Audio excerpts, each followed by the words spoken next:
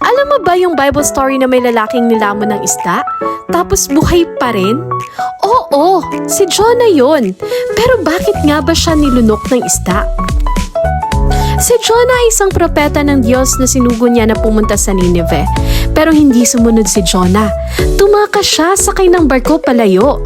Pero tandaan natin, hindi natin matatakasan ng Diyos. Lumakas ang bagyo. Sabi ni Jonah, "Ako ang may kasalanan. Itapon niyo na lang ako." At ayon, itinapon siya sa dagat. Pero imbis na malunod, niligtas siya ng Diyos gamit ang isang napakalaking isda. 3 araw at 3 gabi siyang nasa loob. Tahimik, madilim, nakakatakot. Pero guess what? Buhay pa rin si Jonah. Bakit?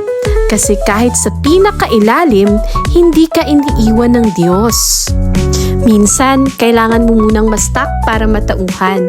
Hindi siya punishment, kundi preservation. Kung feeling mo ngayon, para nasa loob ka rin ng isda, relax. Hindi ka pinaparusahan. Inaayos ka lang ni Lord.